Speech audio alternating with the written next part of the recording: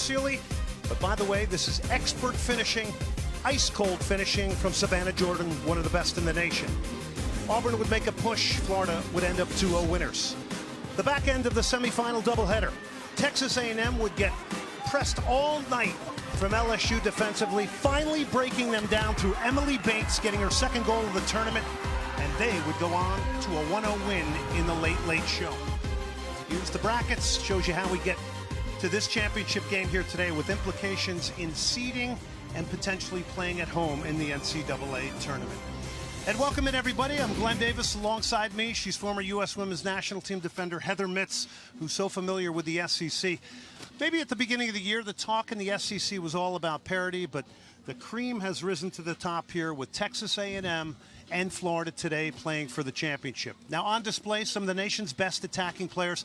Let's first start with Texas A&M, an orchestrator in midfield in Michaela Harvey. Yeah, Michaela Harvey is so much fun to watch. She's the engine of this Texas A&M team. Everything goes through her. The backs are always looking for her to try to connect with the forwards. But what makes her so much fun to watch is how tight she works in small spaces, keeping it very close to her. And her final pass is so dangerous, as we saw the other night against LSU for the game winner into Emily Bates. Harvey, a passing wizard, and Florida will counter, though, with one of the best strikers in the nation. Very savvy, very mature, is Savannah Jordan. If Texas A&M wants to win this game tonight, they have to mark Savannah Jordan. 21 goals on the year. Her movement in between defenders, what makes her so good, and her ability to use her body to hold off defenders and find the back of the net. The irony is that these teams met back on September 10th to start the SEC season, and Texas A&M would get that win, and it was a noteworthy win because head coach G. Guerrero would pick up his 400th career win. Today, they meet in the final game of the SEC season. We'll take a look at lineups and kickoffs when we come back to Orange Beach, Alabama. Welcome back to Orange Beach, Alabama. They play for the SEC Tournament Championship here today. Florida Gators and Texas A&M. Florida ranked number 5 in the nation right now. Let's go to the Texas A&M lineup under G. Guerrero. And, of course, A&M 15-5-1. Emily Bates has got 2 goals in this tournament. Again, a threat here today. Yes, A&M switching from a 4-4-2 to a 4-3-3, where they were successful against Florida earlier in the year. They will rely on Bates with 7 goals in the season, 2 so far in this SEC tournament. Margaret Schmidt continuing in this. We'll get a start here today. It's a center back position for Michaela Fall. And Kristen Westphal here, again, a real threat in 2 ways, attacking and defending. Loves to attack from the back. She has 12 assists on the year and actually scored a goal last game, so very versatile for the University of Florida. How about a message from somebody pretty special if you're on the Florida Gators? Gator soccer girls, what's up? I heard you guys got the #1 seed in the SEC tournament. Good job. Now there's only one thing left to do. Don't lose. Don't lose. Well, the pressure's on Liz Slattery and the Gators after that from one of the greatest soccer players in the history of the game, Abby Wambach, who will retire here in the coming months. Final game going to be played in New Orleans. So it's Florida getting set to take on A&M. Florida, the #1 seed in this tournament, navigating it. Texas A&M came in as the #6 seed. And they're the SEC tournament titles won. It's Florida in a big way, but of course A&M joining from the Big 12 only a couple of years ago have won the last 2 SEC tournaments. Eyes today are on Michaela Harvey, the playmaker for A&M, and a wealth of riches for Becky Burley and the Florida Gators. To the third member of our team, Taylor Bisciotti. Thanks, Glenn. Michaela Paulson was cleared to play in the second half of the last game, but that right foot was still bothering her. The Aggies were playing extremely well in the midfield, so coach thought it'd be fine to just have Schmidt in the back. As of yesterday, she was still wearing a boot on that right foot, so coach said they'll take a look at her before the game today to determine whether or not she'll play. Thank you, Taylor. So Margaret Schmidt, who played very good in the absence of the injured Michaela Paulson, will continue for G. Guerrero. And it's game on here. Florida in the white, Texas A&M in the maroon, and A&M coming out pressing. Michaela Harvey over the top. And we talked about her. We gave her the drum roll, Heather. She is flying here off the opening kickoff. Well, I tell you what, by switching to this formation, they're going to high press Florida. That's where they had success last time they played. And the last person you want the ball at her feet is an easy giveaway like this to Michaela Harvey. If she would have leaned over a little bit more, better chance on goal. But needless to say, do not want Michaela Harvey having that much time and that easy of a look this early in the game. So to start with the 3 strikers in a higher position, is that almost more of a defensive tactic against Florida? Well, they come out and they high press. They're so athletic, and they're able, that's where Florida usually struggles, is when teams do end up high pressing them. They try to possess to a fault, and if they're not perfect, they end up giving the ball away in bad spaces. Cardano.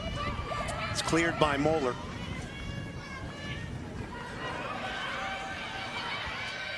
And A&M's looking very fresh here. They've got Ali Watt, and she can absolutely fly here. Pushing forward on the right side, this is the freshman. She beats one, brought down, free kick time for Texas A&M. This is off to a high-flying start here in Orange Beach. Clock ticks down in the college game. Subbed out in the first half, you cannot come back on. A nice little hesitation move there by Watt, just trying to use her speed to get by Rachel Smith. Smith needs to be a little bit more patient in these early minutes. Light drizzle coming down here in Orange Beach. A&M off the free kick here, and we all know how valuable set pieces can be in any game.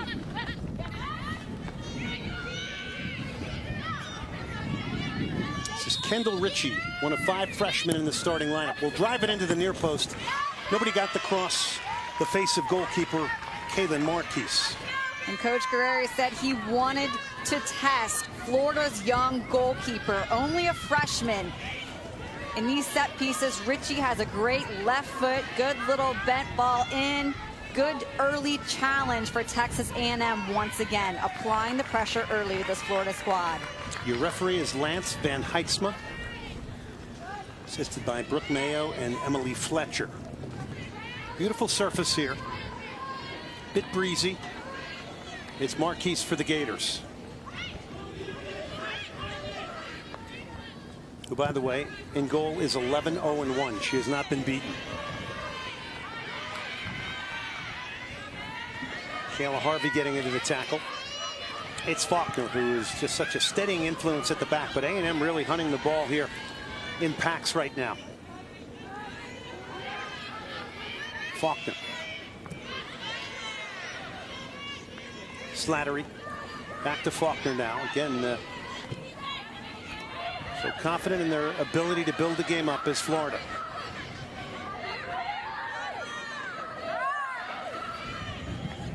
It's Brooke Sharp wearing 37 today. We saw her wearing the number 11 earlier in the tournament. No real significance, simply just a larger jersey, according to the head coach, Becky Burley. Ali Watt made a good run, pulled a defender off Pounds. And as much as we talk about, Heather, the Florida passing game and possession game, A&M can hold the ball as well. Ali Watt, that's a good ball to the back post. A shooting opportunity. No, it's cleared by Florida.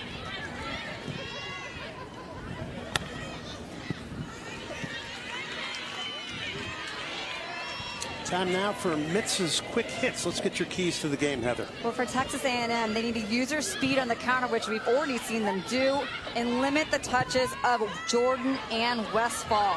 For Florida, they need to deal with the initial pressure that we're seeing A&M already apply. They're already struggling with this, and always be aware of Michaela Harvey, who's so dangerous in that midfield. Unforced error. A&M wins it back. There's a lot of value on this tonight for NCAA reasons. Florida still has a great opportunity to be a #1 seed. Harvey, who has the strength to fend off Lauren Smith. Moeller now, the senior right back. The only senior in the lineup, will drive a shot on goal, easily handled by Marquise.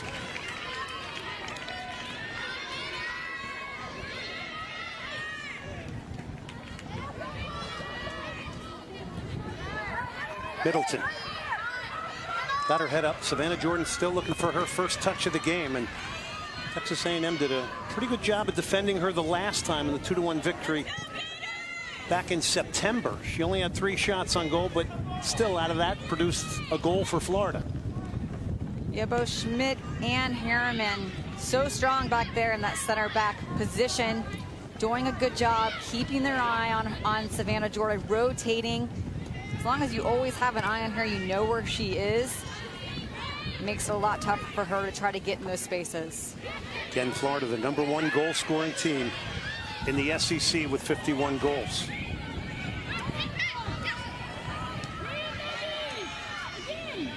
G. Guerreri said, look, we don't want Florida to pass us to death.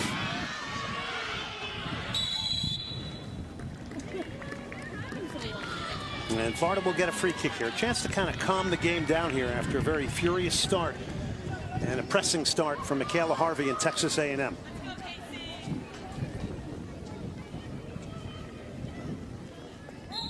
Wind beginning to pick up a little bit here, and on cue the rain decided to come down a little bit harder now. Here's Faulkner.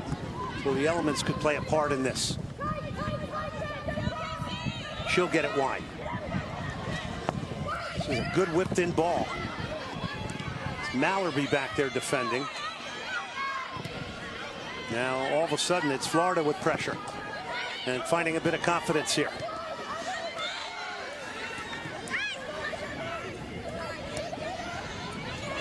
Michaela Harvey pulling off wisely here on the right.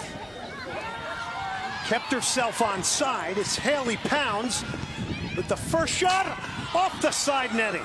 Did a great job of holding her run up. She was found by Michaela Harvey. Shot goes off the side netting. I would love to see this again because Westphal, knowing that Haley Pounds was making that run, they were trying to hold her off, but I think Faulkner might have actually dropped with her. So you can see Westphal knowing that Haley Pounds is behind her. Can't really tell from that angle, but regardless, a great opportunity for A&M.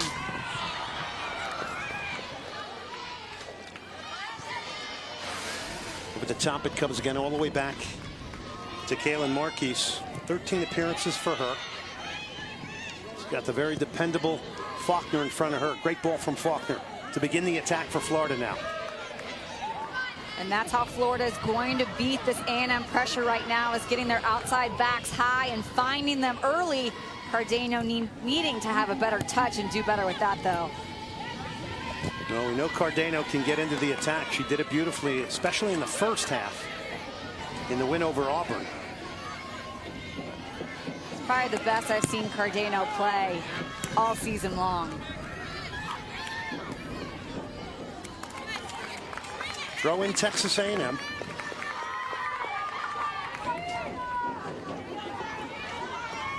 Tremendous matchup here in the final. Two teams that know each other so well. A couple of years ago, the Texas A&M came over from the Big 12 and all of a sudden stirred the pot a little bit here in the SEC. Absolutely. Having won the past 2 years, upsetting Florida in the finals back in 2013. So these two teams creating quite the rivalry. Cardenio from Tulsa, Oklahoma.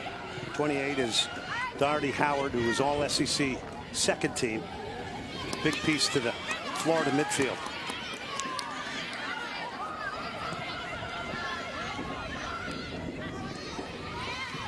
Lauren Smith, Slattery helped it on. Doherty Howard, Savannah Jordan, whose touches have been limited here in the first 12 or so minutes. But she doesn't need a lot of chances to score goals. The beauty of Savannah Jordan, one of the best strikers in the nation with 21 goals. The one thing that's going to go a little tricky for both teams is also the fact that it is raining right now. So that kind of changes the game a little bit. And one thing to note here, Florida starts 8 seniors and juniors, 3 seniors, 5 juniors. A&M starts 5 freshmen and 3 sophomores. So you got a little bit more experience for Becky Burley and the Florida Gators. This is the last SEC tournament for Westphal, Faulkner, and Smith. And as you mentioned, a couple juniors on the squad as well. So a very veteran team that lost earlier in the year to Texas A&M. So seeing how they can adjust to the way that they play. And you can't say enough about G. Guerreri's team and the youth and the success that they've had this season and how much better they're just going to continue to be over the next couple years. Ball played into midfield now. Holly Watt back defending in more of a wide roll here to the feet of Haley Pounds. Gardeno's going to get there for Florida now. But it is pleasing to the eye the way these two teams play the game. We got to love the fact that Allie Watt's coming back from her forward position to help defend. And if Texas A&M's going to win today, that's what you need from your forwards. Yeah, she was at the tip of the spear in the 4-4-2, and now it's Haley Pounds playing deeper, and those two wide strikers dropping back into midfield to make it a 5-set against a wonderful passing Florida. Westfall, so talented.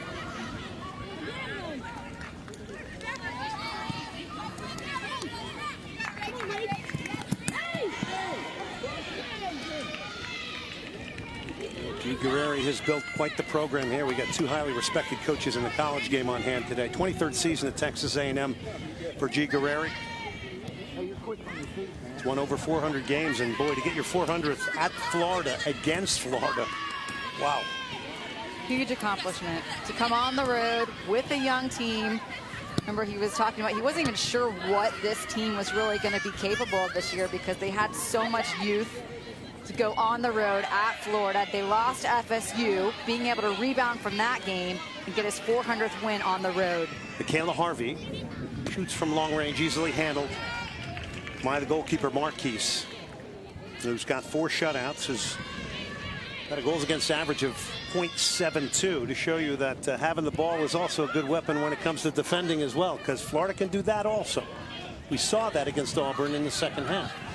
They had to do a lot of it.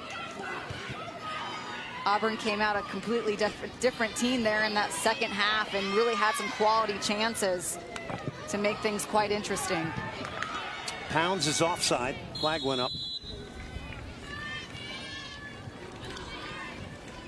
Kind of the start you would have expected here today, Heather? Well, once I knew that A&M was switching their formation, because they had been trying so many different ones, they were actually last playing in a 4-4-2 the first 2 games here in the SEC tournament. But since he had so much success against Florida early in the season in the 4-3-3, the fact that they switched back, I actually felt that was a great coaching move, because I do feel like Florida does struggle against the high pressure athletic team, which A&M has shown. Well, look at this. Most wins amongst active NCAA Division I head coaches in the women's game. And boy, those are legendary names. You can say it right now, all 5 of those. Of course, you were coached by Becky Burley. Is she the same coach now as she was back in your day? You know, I think just the way that Florida plays is so different from the way that we used to play. And players nowadays are different. But I will say the one thing that has really helped with her is the fact that she has continued to evolve with her players and with the game. She's always trying to stay one step ahead. Yeah, that's a great point, because we have seen some coaches remain steadfast to the old ways. Offside flag is up on Moeller. And it's that inability sometimes to change with an evolving game that might begin to spell the end of one's career. And I like this little run by Moeller, just from your right outside back, trying to get involved. Westfall, once again, so smart back there in that back line, knowing she's one step ahead of her and just making sure that she is offsides that time. Well, there's going to be a couple of very lucky NWSL teams who pick up Kristen Westfall or Claire Faulkner. Yeah, I'm excited to see what they can do in the league. Ball comes into the box. Trying to slip a pass to Savannah Jordan, who was trying to get herself back on side. Here's Emily Bates now, 2 goals in this tournament for Texas A&M. And we know how dangerous Savannah Jordan is, but sometimes in those situations, I want to see the Florida Gator midfield look up and just try to take a shot. Rice, this is only her third start. She hasn't played that much. So you need to test the goalkeeper early, especially the fact that it's raining right now, which makes it even tougher for a goalkeeper. Allie Watt, the freshman. Yeah, Rice took over about 10 days ago at Missouri after Mia Hummel got injured. Third goalkeeper who's been used this year by Texas A&M. And G. Guerrero said, you know what, we're going to continue to go with her. Well, it's the same thing with Schmidt. You know, the confidence that he gives his players. I think it's great, and it's good experience for them also. Rice is not a young goalkeeper. She played at Creighton for the past 2 seasons, so she has experience when it comes to goalkeeping. Beautiful switch of play from Harvey. Here's a curled ball towards Emily Bates. That'll go out. College basketball is back on ESPNU Friday night as Coach K and the Blue Devils host the Siena Saints at Cameron Indoor at 7 Eastern. Then at 9, you do not want to miss a chance to see Ben Simmons play his first game that counts for LSU as they take on McNeese State. Both games also streaming live on Watch ESPN. Short one to Faulkner.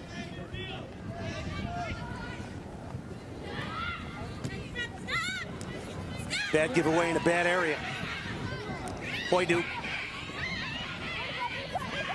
looking for support. It's a long hit pulled wide by Haley Pounds, who as a sophomore has 11 goals this year for Texas A&M. Slattery needs to be really careful in those instances, and Doherty Howard, this is a lot of times where we see Florida get into trouble is in the midfield, and they're trying to knock the simple passes to one another, but it's so obvious where you're going, or it's not a perfect pass and it's an easy giveaway in the midfield. We've heard this rumbling from a lot of people that Florida at times overpasses it maybe a little bit too much at the back, can get themselves in trouble, and when it's your third game in 5 days, punishing mistakes could be the difference between winning a title or not. Absolutely. And Becky Burley was thinking that they were going to switch formations because they had success earlier in the season against them, and she did say that this time around they would try to pass out of that and not necessarily hit a long ball to get it out of the way, out of danger. She said this time around, that's the one thing we're telling our defenders is if you need to go long to relieve that initial pressure, that's something we're going to try to do today. Westphal tried to start that attack. Keep an eye on number 20 because she will come out of the back. She will build the attack. She's the SEC Defensive Player of the Year, but my gut tells me you could have maybe voted for her as the Offensive Player of the Year as well. Yeah, she's pretty talented. It'll be interesting to see where she plays at the next level because she can play pretty much anywhere in the midfield or defense. I don't really see her being a center back. I think she's so talented on the ball, very composed. Bit of pressure there again, and by the way, Kristen Westphal leads Florida in the assist category with 10.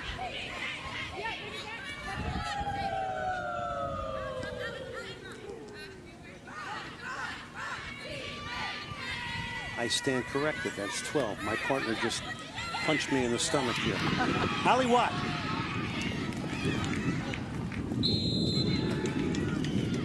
And she's coming flying forward out of this right-sided midfield position here today. That's something also that Florida may need to keep an eye on.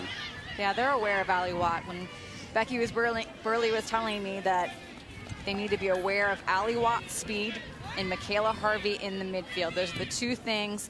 And there's to deal with the initial pressure that A&M was going to come out and present. Harvey's going to try and get there. The amount of running she did the other night, unbelievable. Well, she's the workhorse. She's the engine on this team. Usually when something good is happening for Texas A&M, she has a part in it.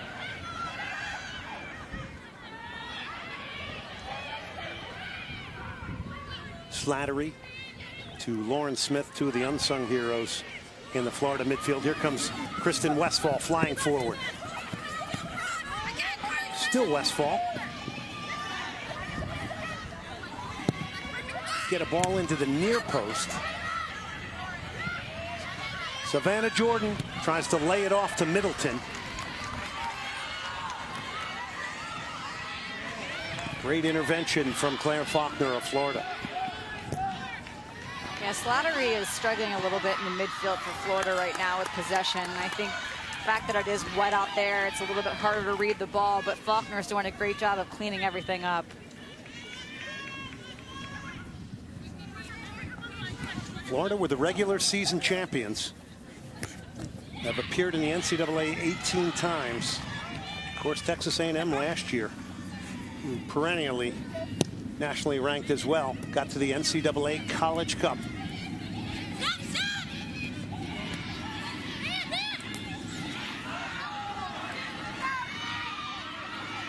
And somehow breaking out of there. Slattery's going to get called for the foul, but again, Florida living on the edge a little bit here possession-wise in their own third of the field. It's just in the same spaces where they continue to get in trouble. Just knowing that A&M's going to apply the pressure. They're so good defensively that you have to just be a little bit smarter and be thinking one step ahead.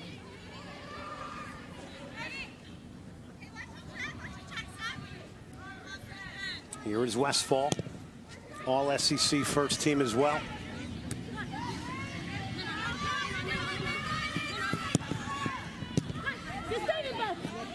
Tempo and pressure of A&M right now reaping benefits against number 6 Florida. And that's what Coach Guerrero said he wanted to do, is to dictate the tempo, be able to play their style, which they are doing very well right now.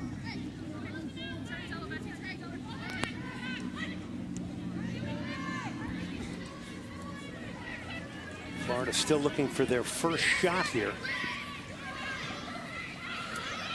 But it is a very experienced senior, junior laden team that's very composed.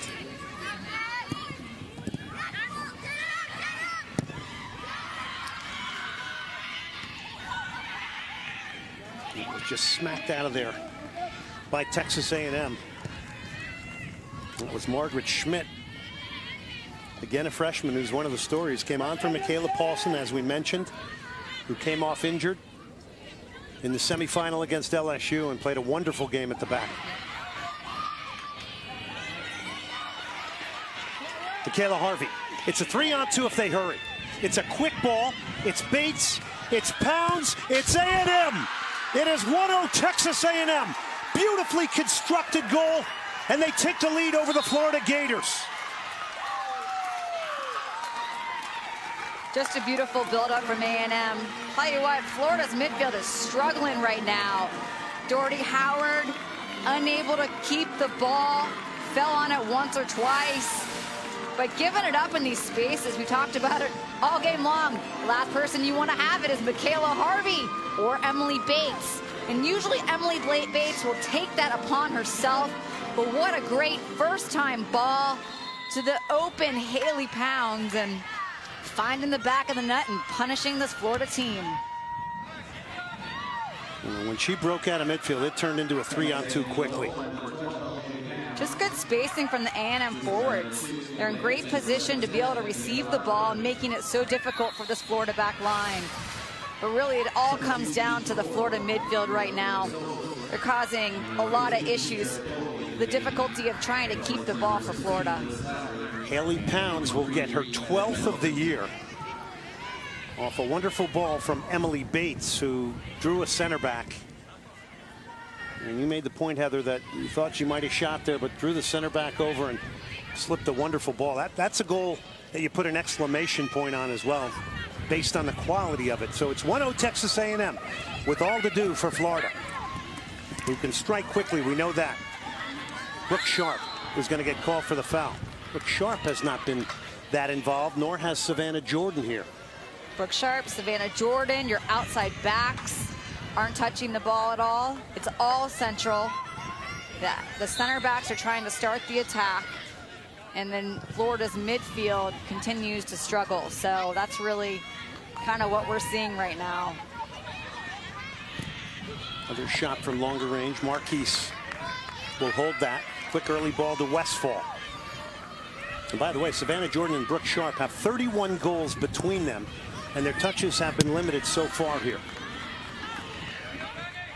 Well, the one thing I was thinking also is that Florida hasn't tried to go over the top once. They haven't tried to stretch this A&M defense, which makes it extremely easy for them to, from a defensive standpoint. because they know it's not going to go behind them, so they can shorten the field. Another unforced error here. Florida's given the ball up at will. Haley Pounds is going to get there. Shot is blocked. Great recovery from Rachel Smith. But this is a very nervy start for Florida. And Texas A&M is rolling right now. Good recovery, but once again, just giving the ball away in bad positions.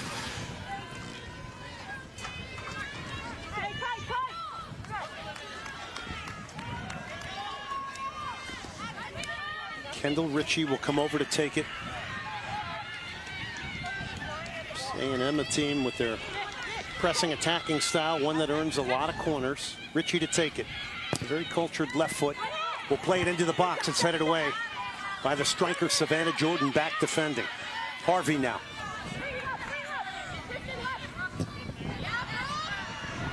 Moeller will try a long range hit off the mark. Goal kick, Florida.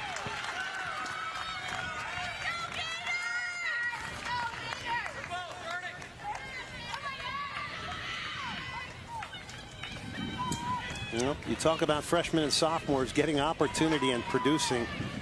Big numbers here, Heather. It is so impressive to see those numbers. The sophomore class has grown so much, and then you have the freshmen that have come in and have gotten so many quality minutes to be able to grow as the season has gone on. But I was saying about this team, I mean, just good things to come for years and years. Allie Watt is down here, right in front of the A&M bench. Of course, you know, when we look at Michaela Harvey, who is now the fulcrum of Texas A&M under G. Guerreri, first we'll look at the foul. Or actually not a foul, but the injury. And Michaela Harvey last year was a player that came off the bench to change games. Now she is the absolute playmaker of this team, hands down. She's it. She's the focal point of this A&M team. With that youth national team experience, her vision, and just her movement off the ball. She's always in a good position to be able to receive it. And when the ball is lost, the first person to try to track it down and win it back is Michaela Harvey. Let's go back to this game because we knew these were two very good passing teams here. The middle third of the field here, that's so important area where everything projects from, is being won by A&M. How does Florida grab it back? I think they need to find the width. They need to find a way to go around because they keep trying to force it down the middle, and it's not working.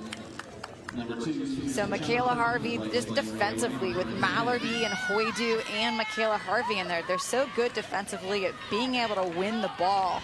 So how do you break through and find Savannah Jordan? You need to either go over the top occasionally just to have that Texas back line drop, and then you'll have the space in front, or you need to go around and use your width a little bit more.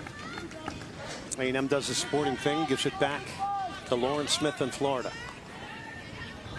So it's a bit of a tactical battle here right now. Tactical advantage to Texas A&M, who have the 1-0 lead.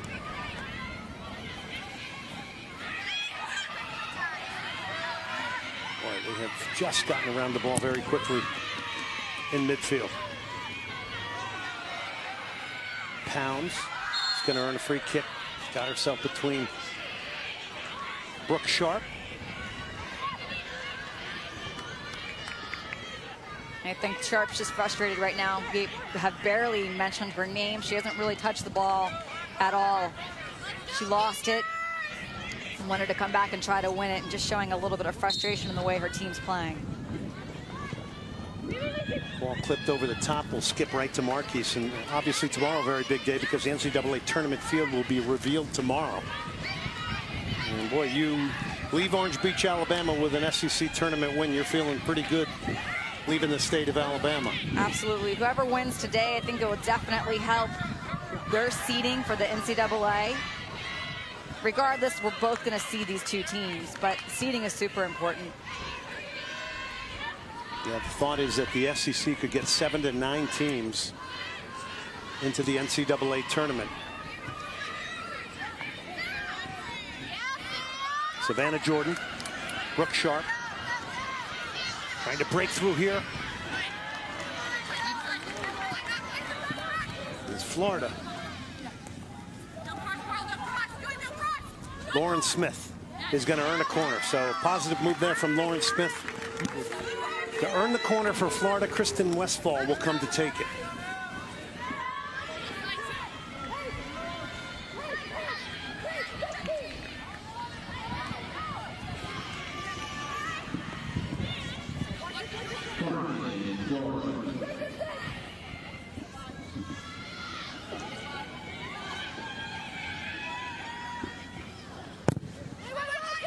Go to the back post.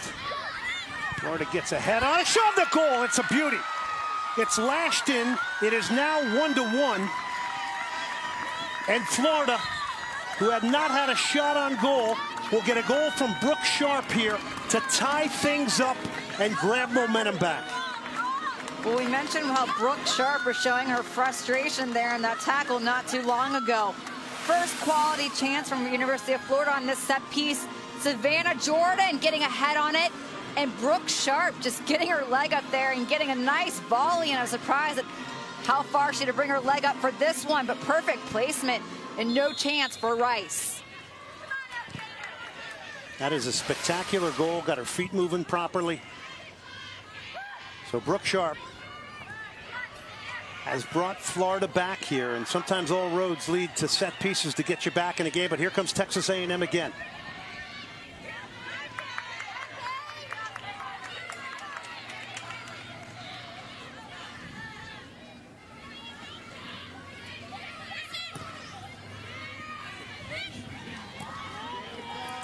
Only took 6 minutes for Florida to tie things up.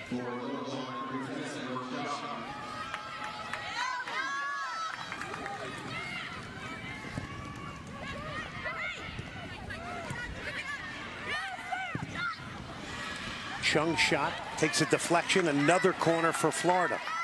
Well, Florida's made a ton of substitutions, and I think the substitutes are definitely changing the game right now for University of Florida, helping to possess. Samantha Chung having some good moments here. Father Mark played in Major League Soccer. She's a freshman. So Westphal to take the corner.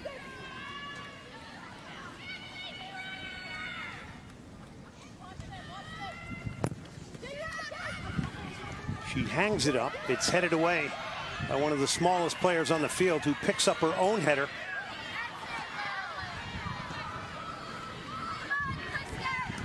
Michaela Harvey. Here's Westphal now, and all of a sudden momentum has switched here for Florida, who will get this to the back post. A chance to make it 2-1. Savannah Jordan was there. Good goalkeeping off the line from Danielle Rice to put off this talented, nationally known striker.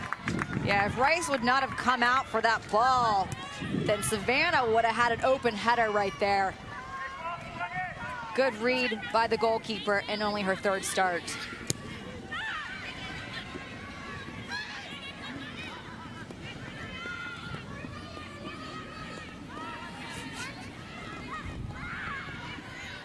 Chung holds it up. Faulkner, bad ball from Faulkner. Mallerby tried the early ball to Haley Pounds. But Florida finding a little bit more space now. Tricoli to the near post. Savannah Jordan trying to get there. Rice will pounce on it. Great comment. Subs have changed the game here for Florida. Absolutely. Well, they are also trying to go around a little bit more. Tricoli finding some success on the width, something they were not doing at all in the first part of that first half.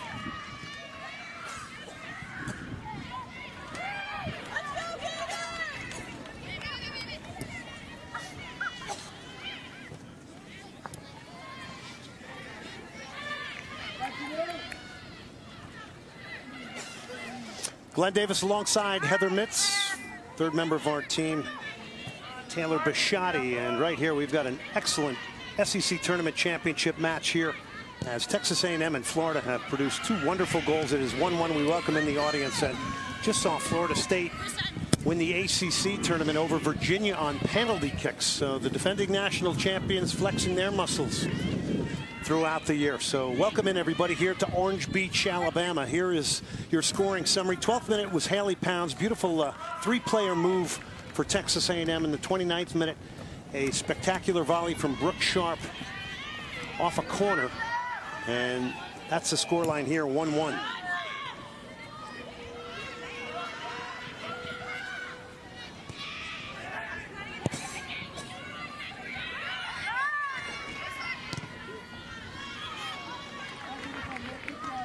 Solis to Faulkner now. Florida's in the white, Texas A&M in the maroon.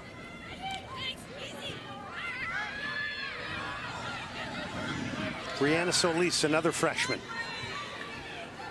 Lauren Smith now for Florida.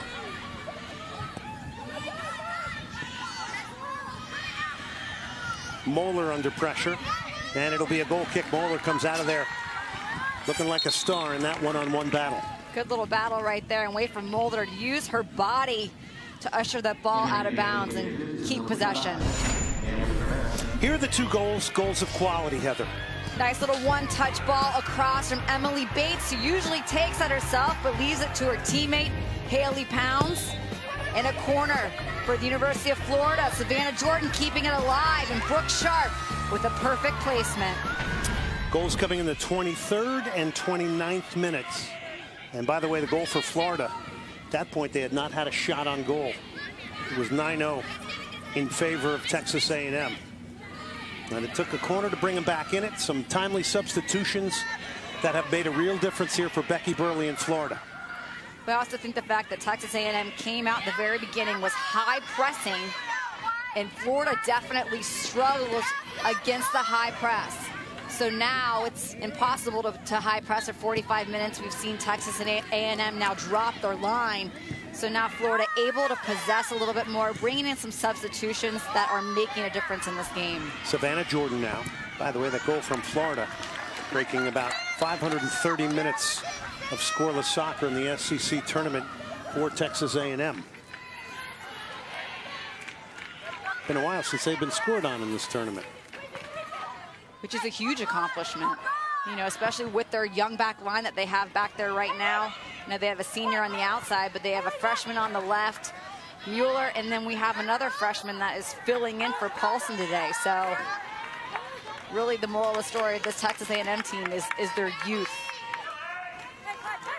Yep, again, G. Guerreri today starting 5 freshmen and 3 sophomores.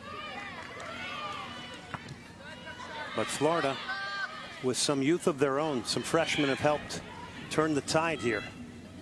Westfall under pressure from Haley Pounds. Pounds has got the A&M goal. Less than 10 minutes here in the first half. Great ball by Marquise. Seeing that Smith, who typically stays in the middle, is now out wide. So you can see that Florida is trying to find the width. Beautiful ball from Smith. Faulkner steps up now. With beautiful vision, plays it wide. Tricoli. Smith. Smith trying to turn the corner. Will not get a call. It'll be a goal kick. Tricoli, a good option back. I feel like Smith could have used her maybe as a better option, but regardless, I do like the fact that Florida is actually trying to use the width and go around, something we don't typically see from this team. Haley Pounds will get a break. Coming on now is Sarah Wilson, Christy Leonard. A senior will come up front now for Texas A&M at the tip of the spear. And this is Leonard with her first sprint here. Goes all the way back to Marquise.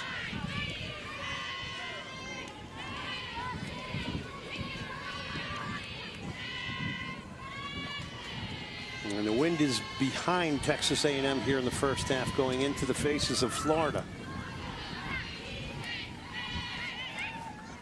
It's been drizzling on and off. Nice get it going midfield here. The outside of the foot, Tricoli now. Moeller blocks the cross.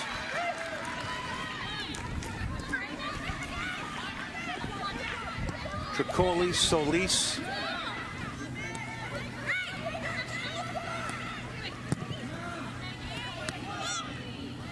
Lauren Smith will get a good cross to the back post. Smith's ball, a good one.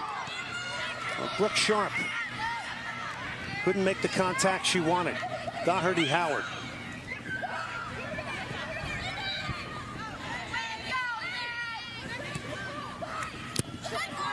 Good read right there by the freshman, Schmidt. Savannah Jordan finally getting some open space, wanting to touch the ball, but the read by the freshman was too good.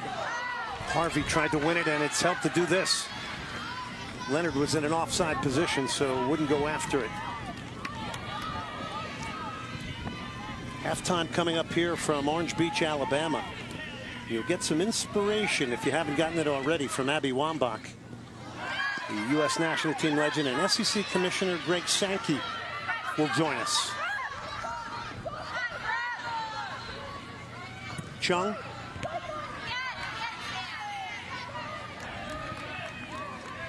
We talked a lot about the A&M talented freshmen, but Florida have them as well. Doherty Howard. Tricoli. And Tricoli's going to get called for the foul. Beautifully intervening at the right time was Carly Moeller. Good idea by Doherty Howard, but a little bit too much on it. Tricoli can't quite get there, but great defending once again from the senior Moeller.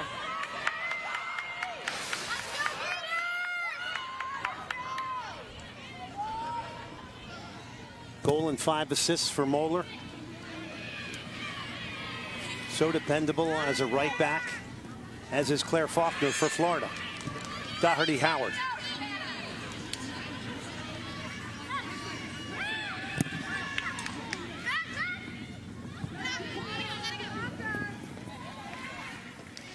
We got a great women's volleyball matchup for you Thursday on ESPNU. Not only are Stanford and Washington two of the Pac-12's best, but they're two of the nation's best. Cardinal Huskies, 11 Eastern, also streaming live on Watch ESPN.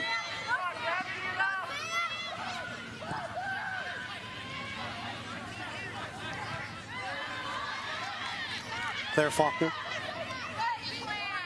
And she's going to carry it forward now. Still Faulkner. Driven in cross.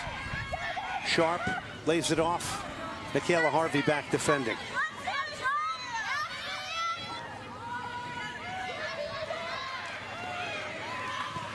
Wonderful tactical battle, because the first portion of this first half won by A&M, and clearly there's been a great response from Florida, Heather. Absolutely.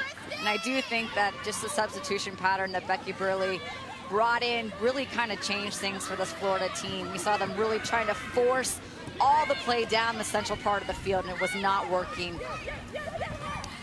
Solis. Lauren Smith.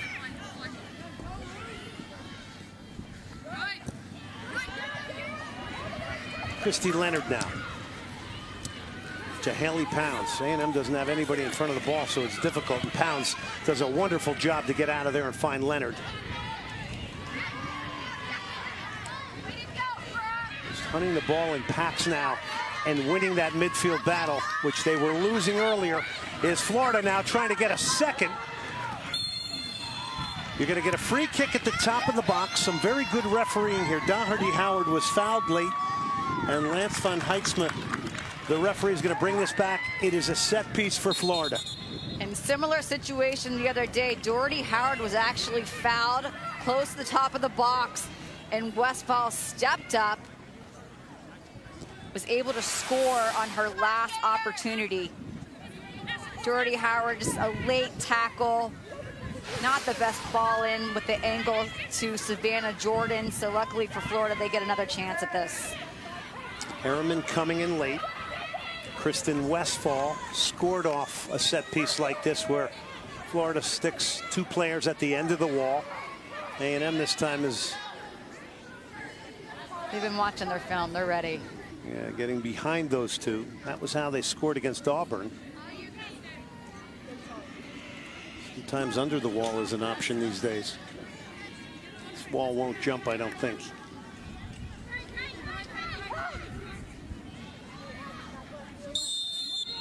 It is Westphal. She gets it over the wall. What a goal! The defensive SEC Player of the Year goes offensive. It is 2-1 Florida. Westphal has scored another set piece.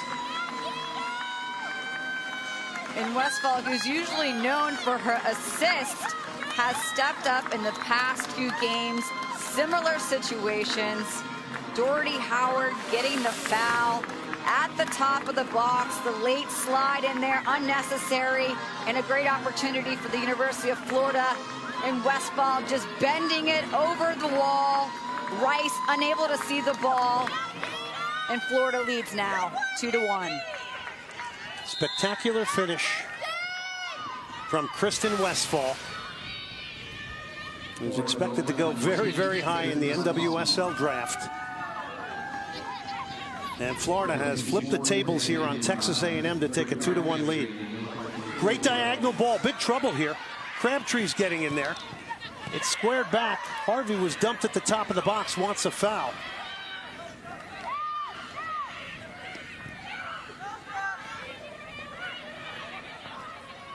It's Faulkner now. And Florida's going to leave this half position wonderfully. And that's going to be a free kick as well. Faulkner's going to get called for that foul. An awkward one on Texas A&M's Janae Cousineau, who has been out with some irritating knee problems here. G. Guerrero said, well, we're trying to save her for the NCAA tournament, but here she is thrust into this one. Already with that knee brace on, and Faulkner, no chance of getting that ball and just going in for the tackle.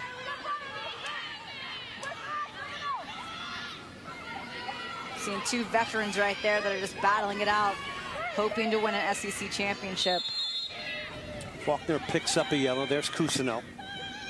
Ball comes into the box. Savannah Jordan back there defending, wins the header. Samantha Chung. Harvey.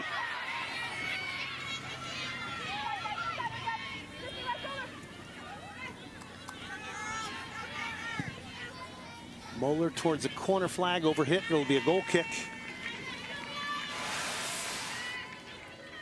Look at this little bet ball, nice placement. Rice, no chance, right over the wall. There's really nothing you can do about that one. Senior once again just stepping up for this Florida Gator team. And as she has done time and time again, third goal on the year for Kristen Westfall comes in the 43rd minute.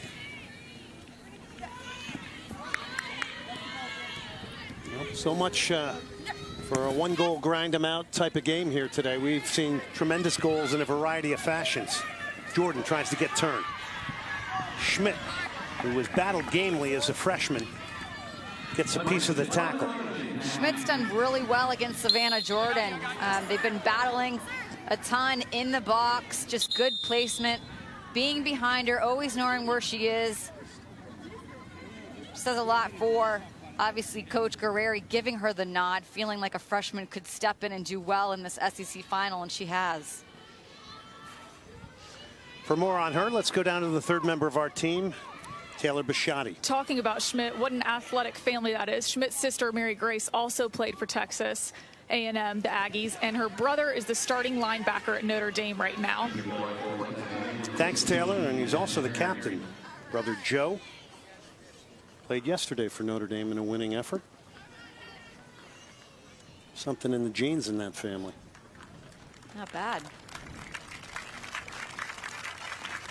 When I think Margaret Schmidt, and I know you may share this opinion, but just it's not easy to be thrust into a game like that of importance in a semifinal of an SEC tournament as a freshman, and just handled it beautifully. Absolutely. I really could not even tell that she had not had that many minutes. She stepped right in, was in good positioning. You could tell in the back line, and I think it's sometimes hard, especially for defenders, when you're not used to playing with the same back four, just being in unison. And I felt like they haven't stepped back a notch with her being in there.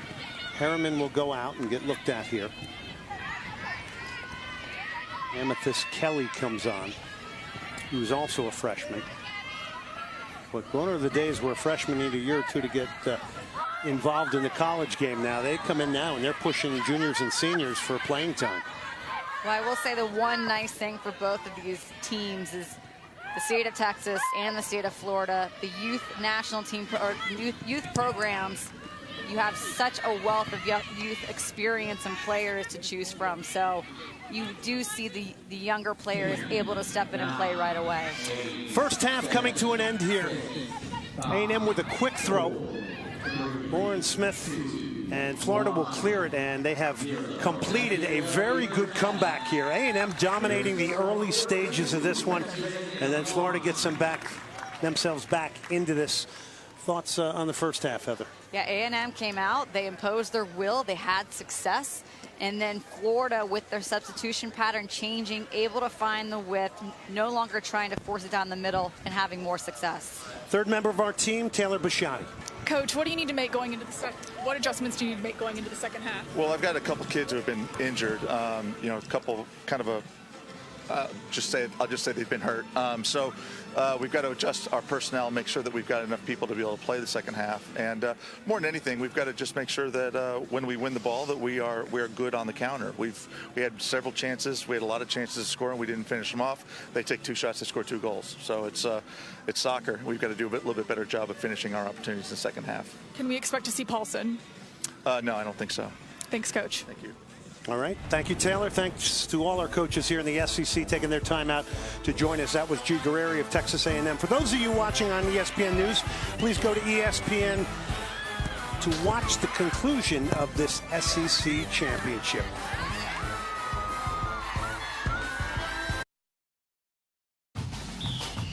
Halftime here in Orange Beach, Alabama, as Texas A&M and Florida continue to battle it out for the SEC Tournament Championship. The Florida Gators, before this match, got a message from a very special person.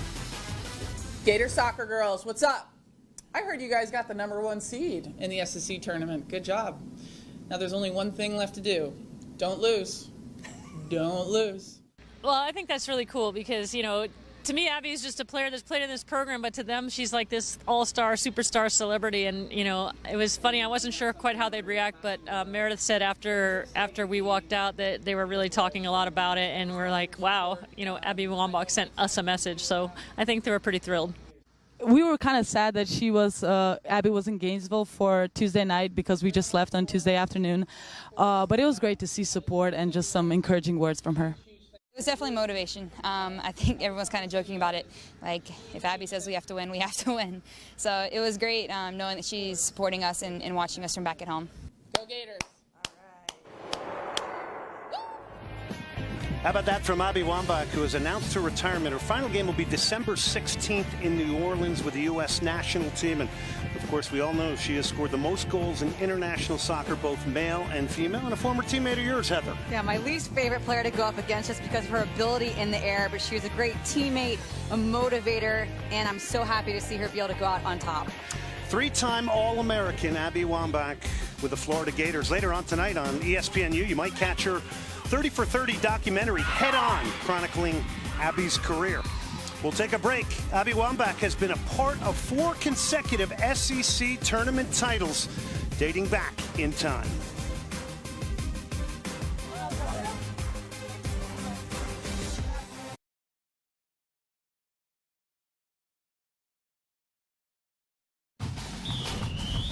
Welcome back to Orange Beach, Alabama. You're watching the SEC on ESPN. A spectacular first 45 minutes here between Texas A&M and Florida. Florida battling back for a 2-1 lead.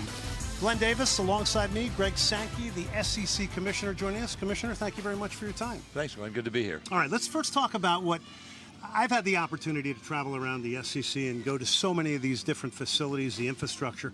The SEC is making a big push for the women's soccer game, aren't they? Well, it's a great sport for our campuses, and you've seen facilities that have been built, and then I think everyone else in the competitive nature of the Southeastern Conference takes notice and says we need to outdo our opponents, and I think that attracts young people, attracts coaches, provides opportunities, engages our fans in new ways, and is a positive sport. And we've had some success as well. All right, you've had a little bit of a background in soccer as well. You've been both a coach, and you've also thrown yourselves into the area of being an official with youth players. My coaching days started with under 4 girls, and if you want an education and patience and and one direction coaching, just get down the field until grandma shows up and distracts them. And I was. In the late 80s, I had my United States Soccer Federation at the time officiating certification, which gives you a whole other appreciation for the game and how officials function and the challenges around administering a game as an official. Orange Beach, Alabama, they've done a wonderful job of hosting this tournament, haven't they? They have, and we've been here, I think, 13 years now, and we've seen them grow this facility.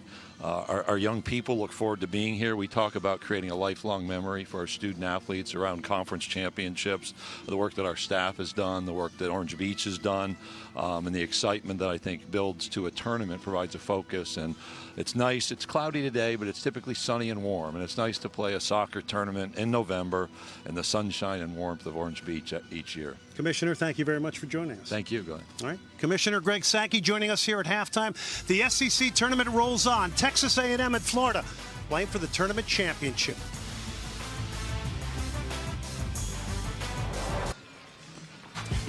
Gators with a 2-1 lead over Texas A&M as we welcome you back to the SEC on ESPN. Let's go down to the third member of our team, Taylor Bashan. Coach, earlier this week, you received a special message from Abby Wambach saying, don't lose. How will you make sure that happens in the second half? Well, we're going to do our best. I think the big thing for us is to keep moving the ball and keep moving off the ball. And I think when we do that, we're pretty effective. But, there's a lot of time left in this game, and we got to close it out. Thanks, Coach. And you saw that stat, 10-0-1 when leading at the half, Florida. So Texas A&M will have to put a dent in that. A&M in the maroon, Florida in the white.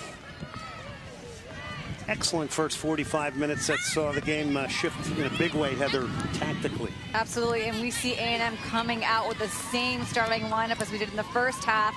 And I do think that they will continue to apply that high pressure, which Florida struggled with in the first half as well. So Florida making a couple adjustments once again here in the second half. They've kept Chung and Solis in the game, who came in, and Tricoli, who have made a difference for this Florida team. Rain coming down here, and of course the wind is behind Florida now.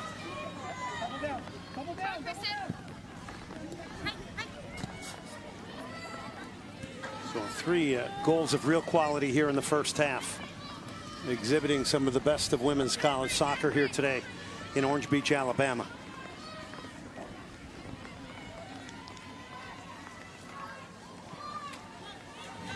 We saw Allie Watt out of the game there for a little bit, and I thought that the level for A&M dropped. So when she is in the game, she does make a difference up top for them. Both teams capable and have shown us that they can move in and out of different systems.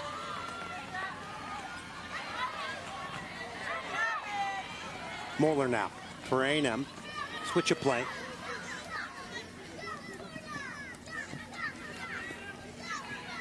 Kendall Ritchie turned out of there beautifully. It's a teasing ball. Trying to get Haley Pounds, the A&M goal scorer, to move.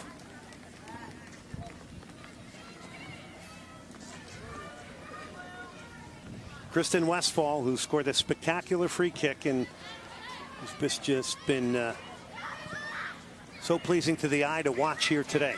Samantha Chung now. Well, I think that's what you expect and need from your seniors also. This is their last opportunity for an SEC championship. Faulkner clips it wide. Cardano couldn't control that. Difficult ball to control. It'll be a throw in Texas A&M. G. Guerreri's got to come up with something here in the second half to motivate his young team.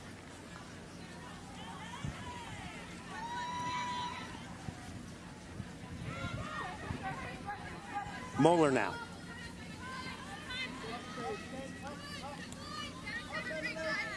Ashlyn Harriman to Kendall Ritchie. Harriman's had a very underrated season this year. He's been excellent in the center back position.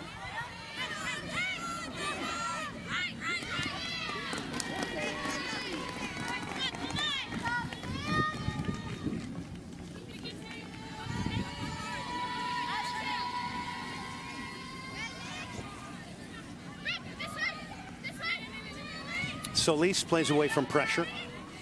Doherty, Howard, Westfall.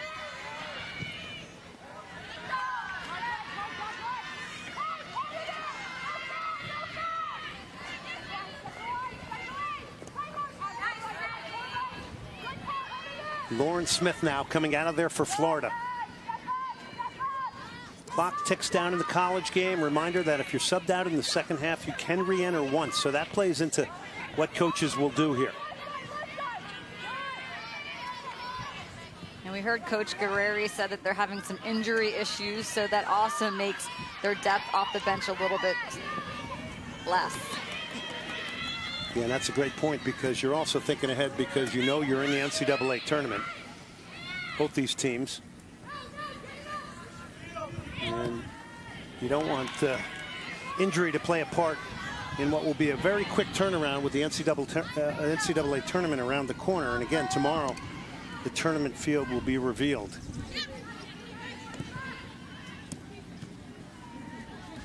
Here's Faulkner now.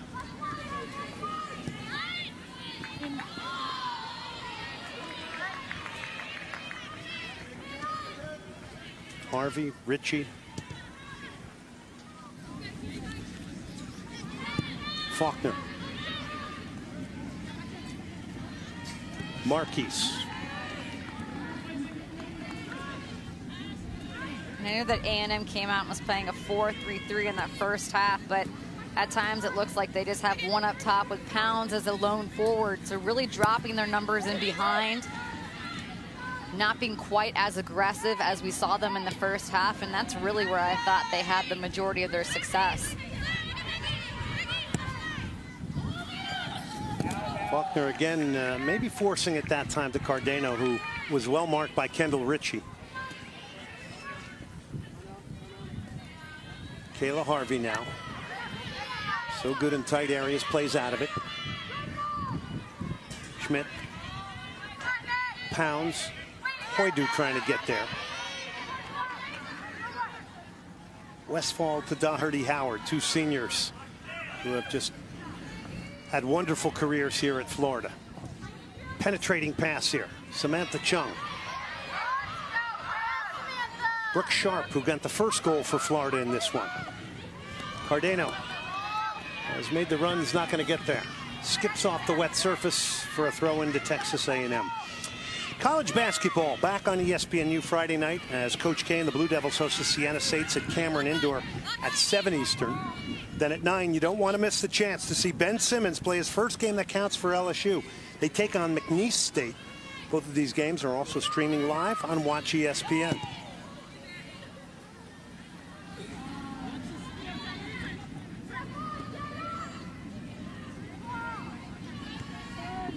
Your thoughts on the fact that both these teams have played 3 games in 5 days, Heather, and how they've sort of weathered the navigation of this tournament? Yeah, I think because of how fit both of these teams are, you know, when you're talking about 3 games in 5 days, it's going to wear on you a little bit, but we're not noticing it quite as much as a lot of the other teams. And they also use their bench a lot, so it allows to have fresher legs in a long tournament like this. Is that the difference between A&M and Florida in a lot of cases? The fact that they just got superior depth to maybe some of the other teams in the SEC? Yeah, and it makes a huge difference going forward, especially in the tournaments. Get back to that in a minute. Here's Doherty Howard, huge save. Flying off her line and coming up with a big save here to keep A&M within 1 is Danielle Rice, who denies Maggie Doherty Howard. Yeah, huge save from Rice on that one. 1v1 situation, great little ball in from Dracoli, and all the time in this space to be able to look up, trying to finish, but Rice just getting a hand on it. Great save by Rice. We'll put a circle around that one because that goes in. It's 3-1 Florida, and that's a big mountain to climb. So a young goalkeeper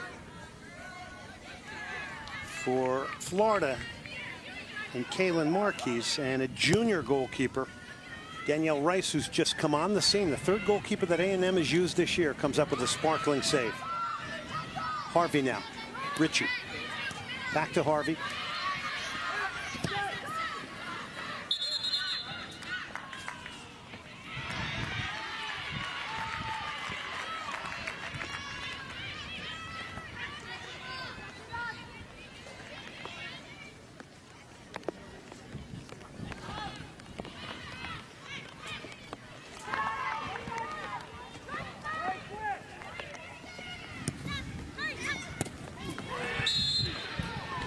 Just getting in late there was Kendall Ritchie. It'll be a free kick for Florida. That's a tough ball by Faulkner, though. I know she's trying to play it one time, really her only option, but maybe in that instance, because Bates was so close to her, just to look to go long. They've been trying to find Cardenio down that side a little bit. So maybe continue to look for the next best option, which would be Middleton over the top in the midfield. And you made the point in the first half that you think that Florida on occasion more often can bypass midfield just to keep another team a bit honest. Yeah, they possess to a fault, and a lot of times they put themselves in predicaments, which is exactly what we saw happen in the first half. Was they were just trying to pass too much and possess and play pretty soccer in the middle of the field. And A&M's defense is just too solid right there in those positions. So they were giving it away, turning over the ball, and that's why A&M was having so much success early on. Moeller now will get a cross in. Pounds is in the box, cushioned it down nicely. Harvey trying to play a one-time ball to Pounds, but Faulkner comes in to break the play up for Florida. Tricoli, who's had some very good moments here in the second half, to Sharp. Solis, Tricoli. Savannah Jordan has got the ball at the top of the box. Be careful now if you're Texas A&M. Savannah Jordan's shot is blocked by Moeller and cleared. They got the ball to the feet of the player they wanted in the right place. I think Haley Pounds right now is a lone forward for A&M, and on the other side, Savannah Jordan. And I think both teams can just try to get more numbers around the ball when they have a good opportunity on goal. Harvey to Pounds now. Pounds against Faulkner.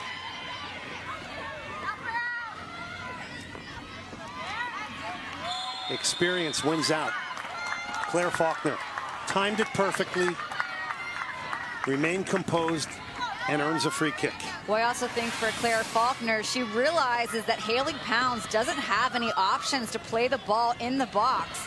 And so basically, if she can continue just to play aggressively, be smart, she knows that she can try to win that ball from her because really she has no options. Middleton, switch of play. Sharp has come central. Harvey now, who A&M needs to get on the ball in higher positions like this. Tried to thread the pass to Ritchie. The idea was good, but it's cut out beautifully by Cardenio.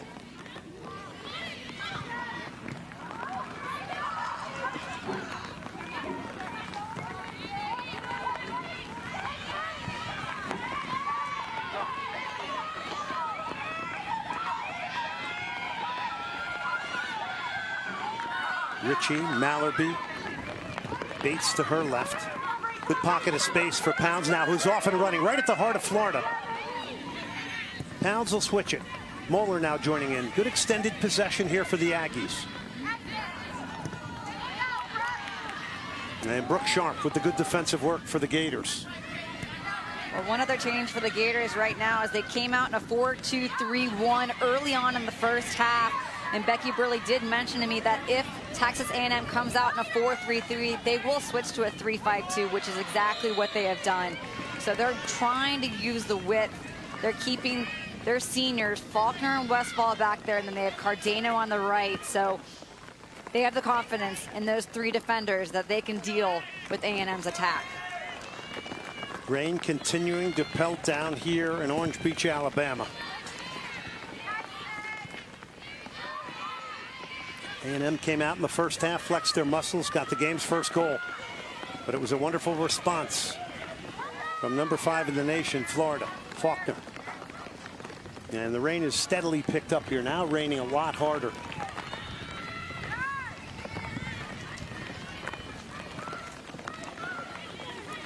Middleton.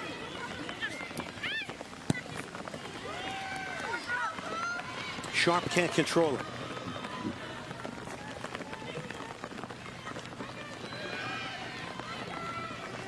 Kate Hoydu.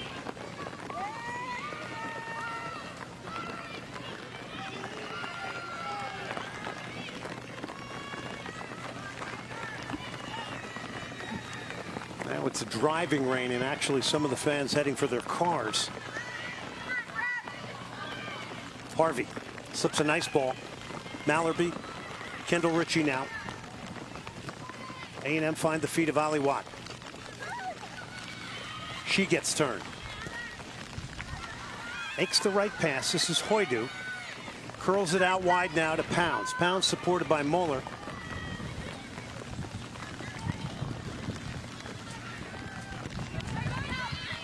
Mallerby. Still Stephanie Mallerby. Spins. Circulates the ball wide now. Emily Bates. Ritchie. Extended possession. Ritchie shot over-ambitious maybe from a long way out. And it'll be a goal kick for Florida. Let's go back and take a look at some of the great goals in this one. Michaela Harvey leading the 3-on-2, Heather. Great little ball in. First time over to Emily, from Emily Bates to Haley Pounds, who first times it in and puts A&M on the board early. That was 23 minutes in, then 6 minutes later, though. First shot on goal is a beauty for Sharp. They tie it up. Savannah Jordan keeping it alive, and Brooke Sharp with a beautiful volley. And then Westfall would put them up on the board 2-1. Another great free kick over the wall. No chance for Rice. So a first half that was split evenly. And the irony is it was a goal off a corner from Brooke Sharp that, along with some very timely substitutions from Becky Burley, changed the course of that game. Here comes Lauren Smith. She goes down. It'll be a goal kick, Texas A&M. And the first half, they've continued to stay with the same formation, but the substitutions really made the difference. And right now, the change in formation to a 3-5-2 has really allowed Florida to continue to possess here in the second half, play the way that they want to play, and really dominate so far. A&M just needs to get more numbers forward. They have such quality attackers in Watts and Bates and Haley Pounds that when you only have one forward, it just makes it more difficult. They need to get more numbers forward, vary their attack, have their outside backs trying to add numbers as well. When you have Savannah Jordan as a lone forward up top, Tricoli is right there underneath her in Middleton, but really, I mean, A&M just needs to take more of the initiative and take more chances. The rain gear is out. Winds whipping, a much harder rain in and around the Orange Beach Sportsplex. And we can attest to that because we got rain pouring all over our notes up here in our booth. And we want to thank whoever was the wise person to bring us some plastic here to cover our notes today. Tricoli now. Wanting Smith to make that run inside, but she, you could tell by her body language, wasn't ready for it. So Tricoli just needs to be a little bit smarter, bring that ball back around and look for the next best option.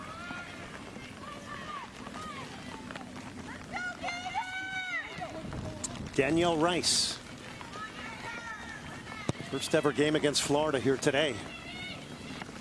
Did not play in the A&M 2-1 victory in Gainesville back in September. Which actually kicked off SEC regular season play. Middleton. Quick look from Doherty Howard to Faulkner.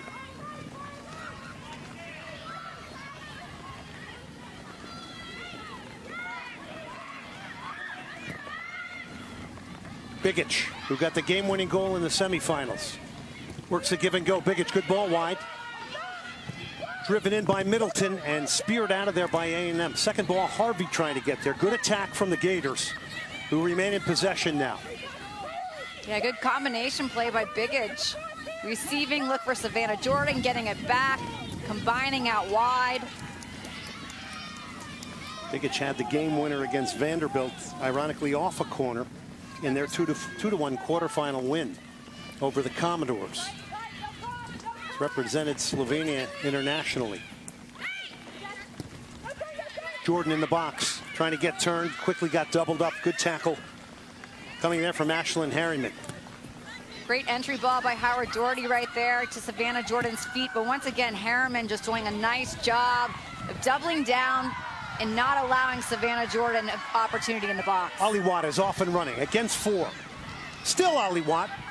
And coming over to break it up is Westfall. A&M now. Backing Florida in a bit. Shot from Pounds is blocked. But one would have to think that Ollie Watt's got to play a big part here and potentially the comeback.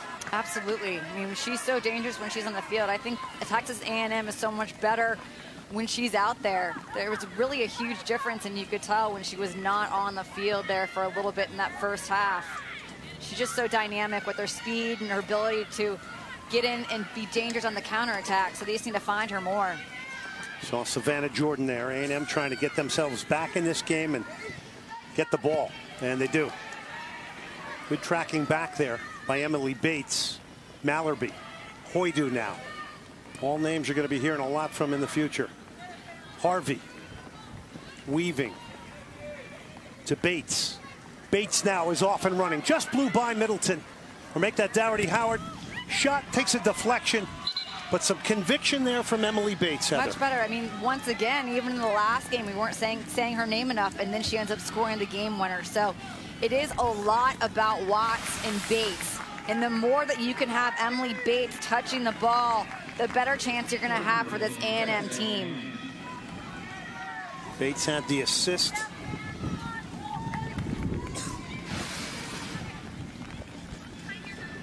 To Haley Pounds. Off the corner towards the near post. Second ball. Bates is there and mishit it. We've got a great women's volleyball matchup for you Thursday on ESPNU. Not only are Stanford and Washington two of the Pac-12's best, but they're two of the nation's best.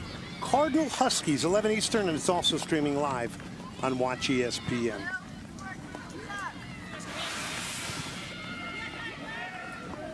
See Emily Bates lining up, just trying to get a shot on goal.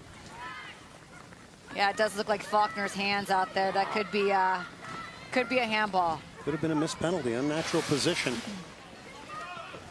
And I might have a claim for it. Question was she inside the box? And it certainly looked very close. Here is Faulkner.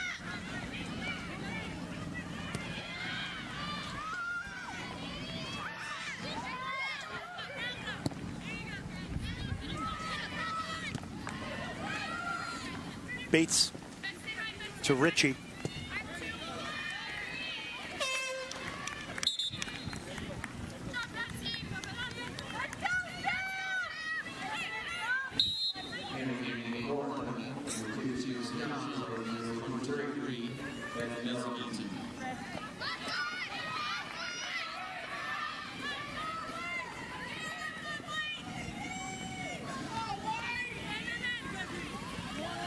Solis to Faulkner.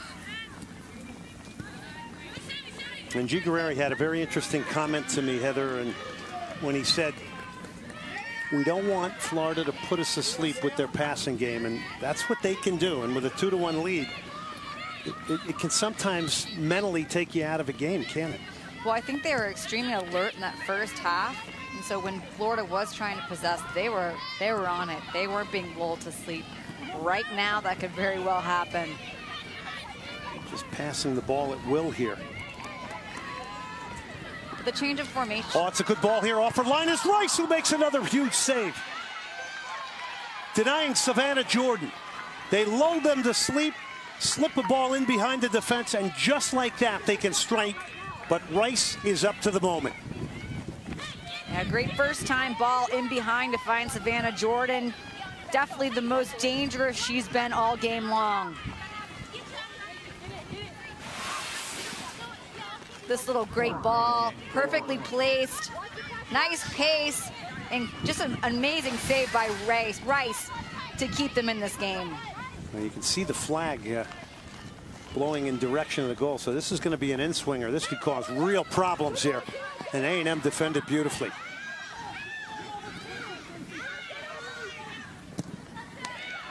Big tackle from Chung. Harvey now will clear the area. And that was one of those patented Savannah Jordan little bending runs in the penalty area.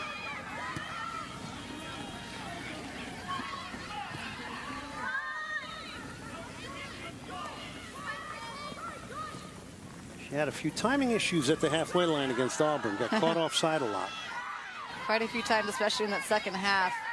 But today, Florida hasn't really found her that often. Texas A&M's back line just being so solid back there, working as a unit, passing her off, knowing where she is at all times, and making it really difficult for her to be able to receive the ball. Yeah, great point. They've had 2 and 3 defenders collapsing on her. I mean, she's a striker that's got to go up against 2 defenders every game, and generally a third, and still creates chances and scores goals. Harvey to Watt. Here's Watt. She can fly, but Samantha Chung alertly positioned well. We'll go back to the goalkeeper, Marquise. Ticking down towards 20 minutes left here in the second half. Very rainy, very windy Orange Beach, Alabama.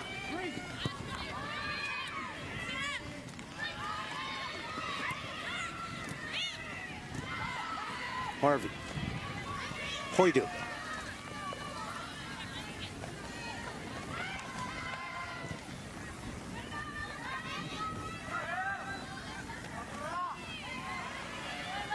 The change in formation definitely made a huge difference for the University of Florida here in the second half. They're doing so much better.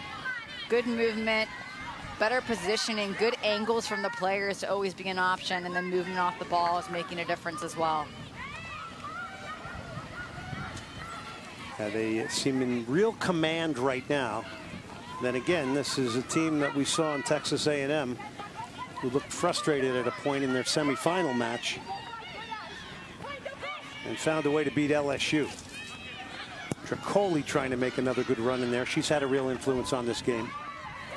Well, this is a Texas A&M team that knows how to score late. They can find a way to win, so you can't take them lightly at all. A 2-1 cushion, just that one goal is not nearly enough for how good this A&M team is.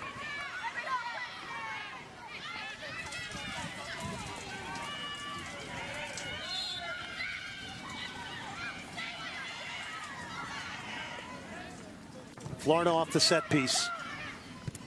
Jordan laid it down. She tried to drop it to the feet of Bigich. So good at one-time layoff, Savannah Jordan. Comes Emily Bates towards Watt. Bates, Watt, Harvey, Pounds, all the names that could potentially bring you back here.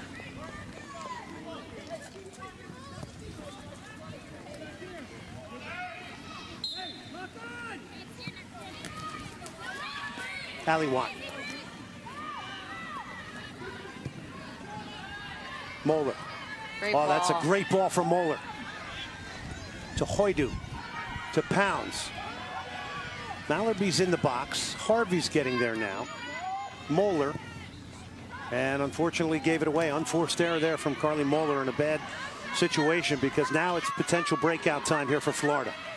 Doherty Howard to Savannah Jordan, who's isolated now. Against the upstart Schmidt, who again comes up. Yeah, Schmidt doing a great job back there. The freshman really stepping up 1v1 against one of the best players in the country and shutting her down once again. Oh, Moeller just went down here. This is not good.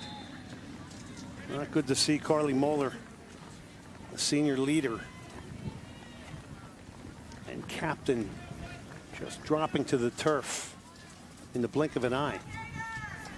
We'd already seen Texas A&M's left back right with an injury. Ritchie filling in for her.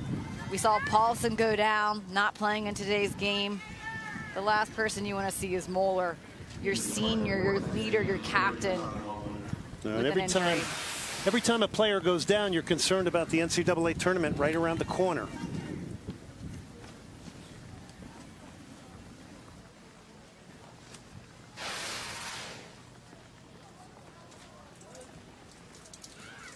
Sioux Falls, South Dakota. Shows you that the sport of soccer is being played everywhere. It's was a time when it was only around ethnic areas and cities, and it's throughout America now. So that's a good sign. Moeller's up there. There's G. Guerreri, the head coach. And I don't think he's out there administering medical advice. I think he's asking other questions. I mean, she's a senior. This is her last SEC championship, so I'm sure she wants to continue to play, but really it is about the bigger picture at this moment. Be sure to log on to ESPNW.com to read the ESPNW Player of the Week. 5 things you need to know, and SEC soccer tournament updates been provided throughout the week. This has been an exceptional, fun final to call and watch here, and 2 of the top programs in the nation battling it out here, Florida and Texas A&M, who've in a short amount of time have created a great rivalry, Heather.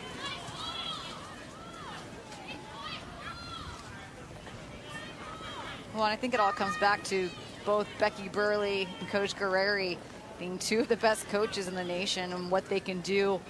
They're always going to bring in the best players, as we see from this A&M team, starting 5 freshmen today. Their sophomore class has been exceptional. University of Florida with 15 freshmen. We've seen a lot of them play today. So just continuing to produce year after year. Bates back to Ritchie, direct ball towards Watt.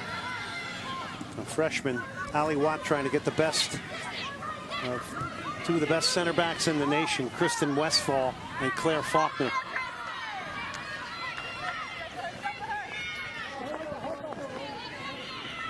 Westphal had the spectacular free kick. Faulkner has just been steady as a rock back there throughout this SEC tournament.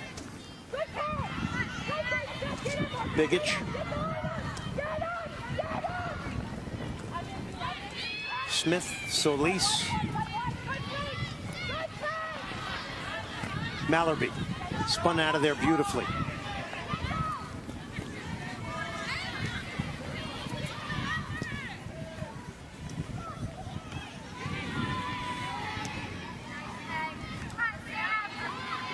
Chested down by Bigich. She fended off Michaela Harvey.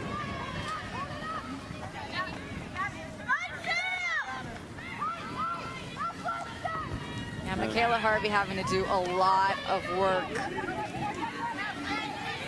But I think the fact that Florida switched their formation, they're using the width pretty well. They're possessing. They're keeping the ball moving, and it's just making it so difficult for A&M to try to win the ball back right now.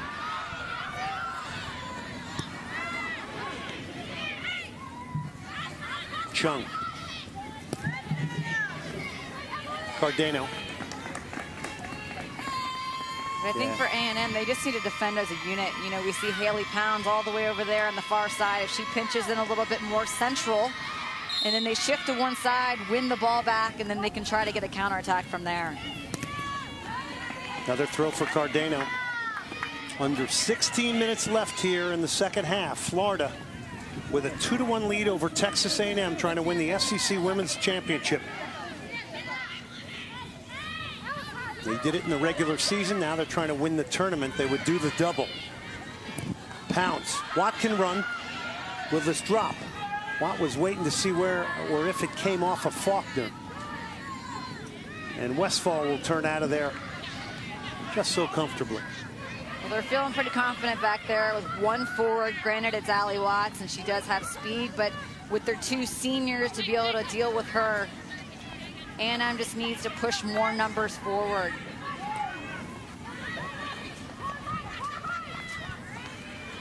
Speaking of pushing numbers forward, Solis, Savannah Jordan trying to get turned beautifully, tucking in his Moeller, who's okay with the injury. Early ball now to Bates. Bates beats 1. Still Bates. What a run from Emily Bates here. She's gotten it wide to Ali Watt now. And the offside flag is up. A&M looking for a moment, a play to wrap their arms around to bring them back in this game. Watt just offside.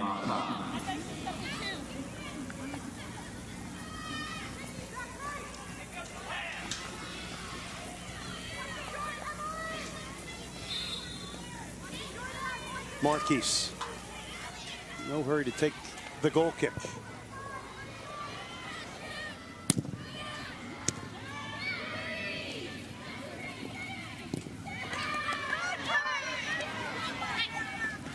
Nice work from Pounds.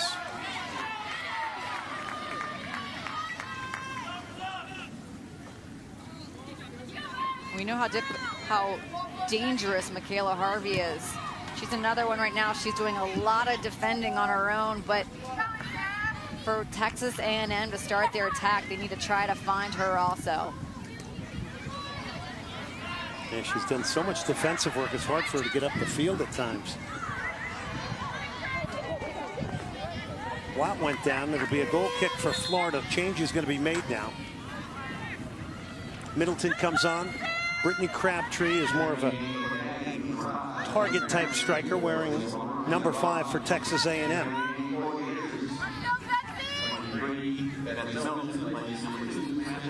Watt will come off and get a bit of a breather. We'd expect to see her back before it's over, Heather. Absolutely. She's a game changer for me, and I think Crabtree's a great player to be able to bring in as far as bringing a different set of skills. She's able to hold the ball, but she'll also turn and try to go at you. She can hold the ball extremely well.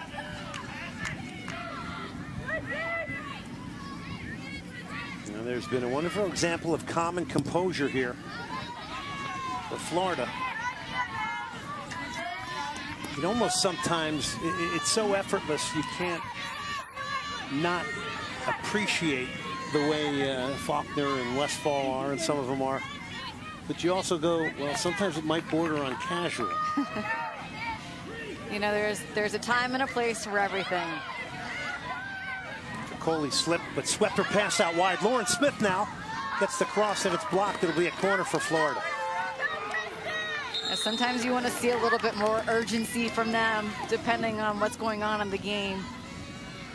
But for the most part, they do a nice job of it being cool, calm under pressure, very composed. That's what this Florida team's all about. Brooke Sharp comes on. Good minutes for Biggich, who just kept the possession game going for Florida. Sharp had a very vital goal because at the time she scored, A&M was out shooting Florida 9-0 before she speared in a volley off a corner.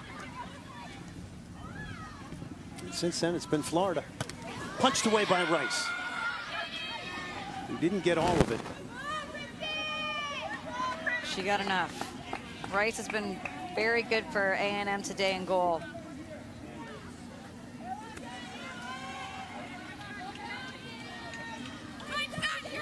Cardano, Middleton. Emily Bates coming back to win it.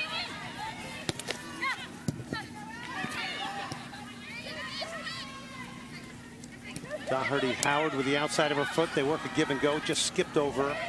And it's Harvey now.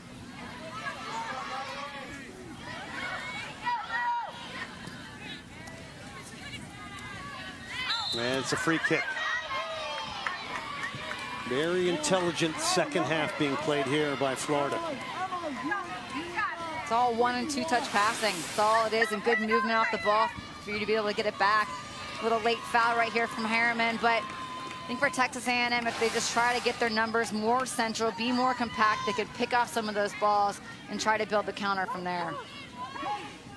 Now let's go back to that 2-1 win, because that was a body blow to Florida early in the year. You know Becky Burley didn't like losing at home to Texas A&M. I don't think Florida could have played any worse. And Texas A&M just came in there on the road with nothing to lose, having just lost to FSU. Came out there, applied the early pressure, and really played a great game. Totally deserving. Westphal will clip it over the top towards Jordan. It just skips tantalizingly into the arms of Danielle Rice.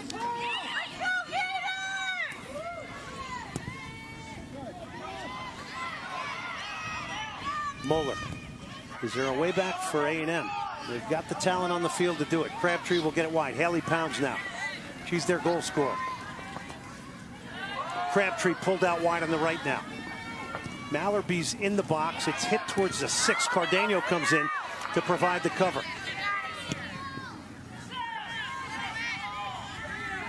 Tricoli, Savannah Jordan in a foot race now with Moeller. Savannah Jordan tackled away by Moeller. Jordan goes down. Good recovery from the senior. And it was a good double from Harriman coming over, helping out Moeller in that situation against Savannah Jordan.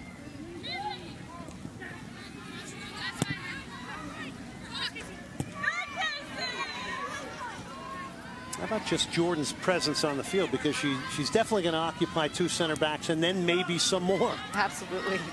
I mean, Coach Guerreri said that they always need to know where Westfall is and Savannah Jordan. And a ton of credit to Texas A&M defense tonight, because they've done a phenomenal job against one of the best forwards in the nation. 21 goals on the year, 2nd in the nation in scoring. They have allowed her maybe 1 quality opportunity on goal. And that's also the beauty of her. You can defend her well throughout a game, but she's still going to get a chance or 2 at the end of the day. Good combination play here. Tricoli spins out of there. Samantha Chung, who's sort of bounced off the midfield here, will get off a decent shot, but easily handled by Danielle Rice. And here she is, just trying to use her body, but Moeller just doing a great job defensively. The senior getting in there, getting all ball. Harriman coming over to look to double. But that's what Savannah Jordan does. She draws 1 and 2 defenders at all times.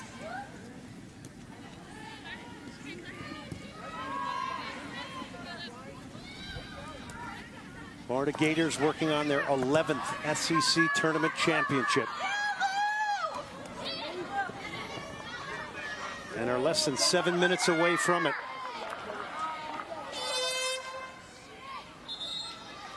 Rain beginning to ease up a little bit here. Here comes Ali Watt again. We knew she would return.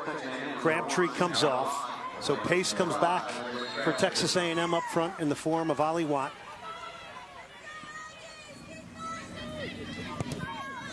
Yeah, Florida continuing to play with 3 defenders against 2 forwards. And here comes Michaela Harvey. Running right at Florida. It's going to earn a free kick. And in the end, maybe not a bad foul there from Solis. But it's an opportunity to move up the field for A&M. Down a goal here. Less than 7 minutes left in this SEC championship. Yeah, Michaela Harvey just trying to dribble. She loves to dribble at you, get a player to commit and dish the ball, which she's so good at. It's nice to see her taking the initiative. She's free kick is cut out. Can get it up in the air, flicks it forward again towards Mallerby. Harvey, splits 2 beautifully.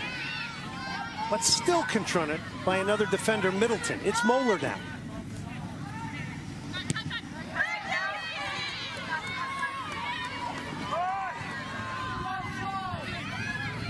Harriman, long diagonal ball.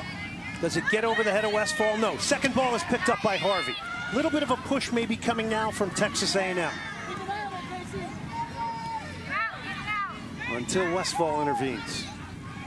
Well, we saw Ali Watt come out of the game, rest her legs a little bit, and then Coach Guerreri realizing they're in a 3-back.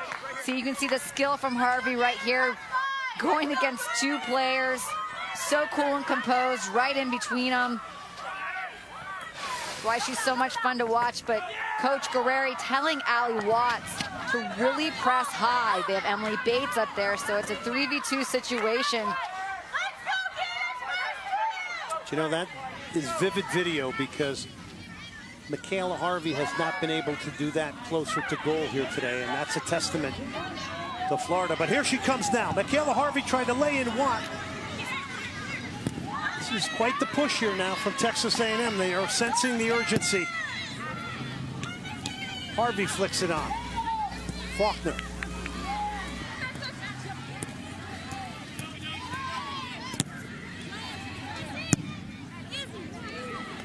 Well, now we're seeing Texas A&M with that pressure once again that we were talking about early in the game that we saw that caused Florida so much problem. Aggies running out of time here relative to score as they tick down towards 4 minutes left. It's another free kick for A&M now, so it's just shifting this a little bit slightly. A little more territorial play now for the Aggies. Again, down 2-1. You can feel the urgency from Texas A&M right here, trying to get the equalizer. Kendall Ritchie needs to deliver a good ball here. Decides to go short. Harriman. who has not come forward, will this time. Will get a shot off, but it'll be easily handled by Marquise, probably going wide anyway.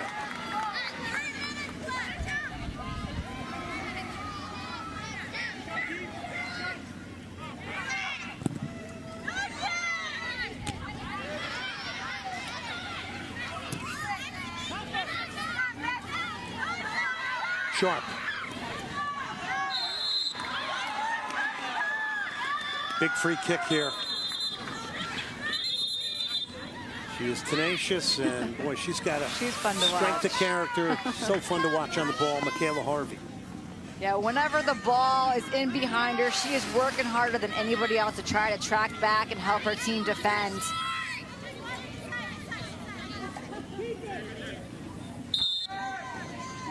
First team all SEC, Michaela Harvey.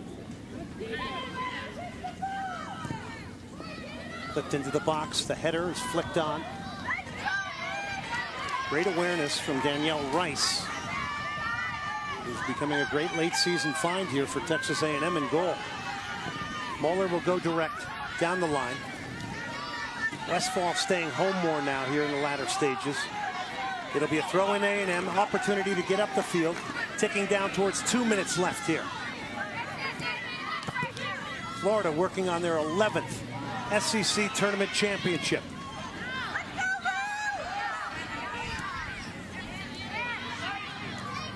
Moeller stepping up. Got Pounds to her right, curls it in the box towards Bates, who was defended well by Cardano. Cardano may have hurt herself here. Doubled over. Listen, stay with your line.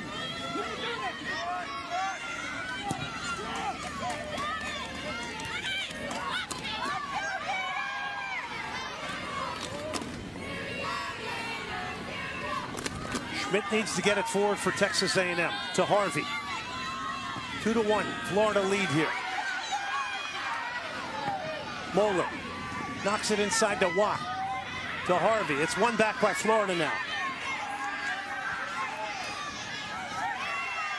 Tricoli, who's had an excellent second half, plays it towards the corner flag. Less than a minute left here.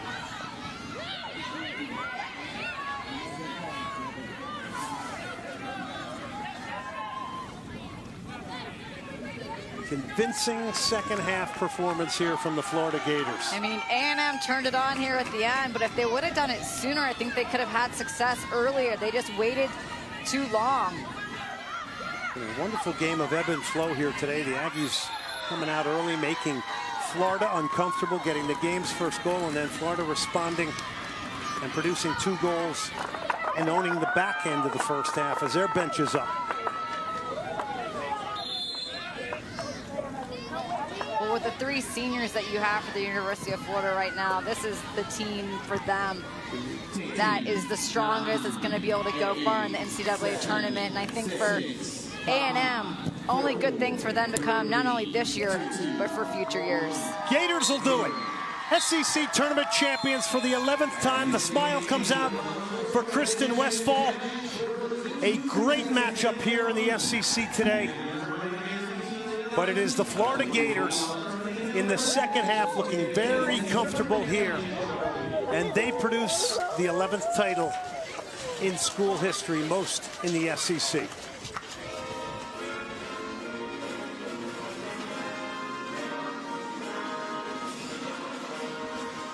Kristen Westphal's free kick. The difference. Brooke Sharp producing one as well. Westphal, what a great day for her. Yeah, the seniors stepping up once again, back-to-back games, being able to come out here on the set pieces, find a way to find the back of the net, and with the game winner in the SEC finals, you can't ask for a better ending for that senior. Show you how it happened. 23 minutes in. This is a wonderful 3-player move here from Texas A&M. They go up in the 23rd minute. Brilliant ball in from Michaela Harvey. Emily Bates looking up, finding Haley Pounds with a first-time ball for Florida. They will get their first corner of the game from Westfall. Savannah Jordan just battling to keep it alive, and a great little volley. Perfect placement from Brooke Sharp. And then we would see Westfall once again with the free kick. over the wall, bending away from Rice with the game winner and an SEC championship for that senior. They do the double. They win the regular season and they win the tournament, duplicating what Texas A&M did last year. But there you just see this wonderful rivalry between the Gators and Aggies. Oh yeah, back and forth year after year. It's always a battle between these two teams. And it was a nice rematch for the Gators from earlier in the season, and good things yet to come for this Texas A&M team. And both likely to make some noise in the NCAA tournament, which is right around the corner. Speak about A&M coming over from the Big 12, because in some ways maybe this has helped push the Florida program. Absolutely. I mean, you see how many times Texas A&M's name is on there for the SEC regular tournament and also for the actual tournament winning it. So they're bringing a new type of competition for all of these teams. It's harder to win now with them being in it. Well, she knows how to win. Becky Burley there celebrating. The Gators celebrate. They win their 17th game of the year. And now are undefeated in their last 10 heading into the NCAA tournament. Let's go down to the third member of our team, Taylor Bisciotti, with the winning coach, Becky Burley of Florida. Coach, with 2 losses in the first 4 matches of the regular season, did you think that it was possible to get your team into a position to win your 14th league title? Well, we weren't sure for a little while there, but, you know, one of the things we talked about with this team is they just kept rowing. They just kept working really, really hard.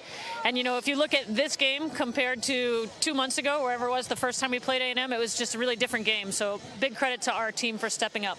What can you say about Kristen Westhall's play tonight? I mean, she's amazing. You know, our whole team, I think, played really well, but, you know, she's just such a offensive and defensive threat, both. Thanks, Coach. Congratulations. Thanks. Big day for the Gators. You heard the mention again of Kristen Westphal, who's a member of the U.S. Under-23 national team. And I always kind of laugh when I know that she's the SEC Defensive Player of the Year.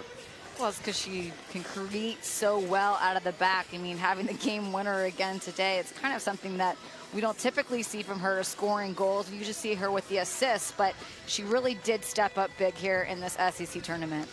Gators are the SEC tournament champions today here in Orange Beach, Alabama, and they continue to celebrate. For Heather Mitz and Taylor Bisciotti, I'm Glenn Davis saying so long from Orange Beach Sportsplex. Again, the final score, Florida 2-1 over Texas A&M. Congratulations to the Florida Gators, the 2015 SEC Championship. Coming up next, Florida State, Clemson, presented by Kay Jewelers.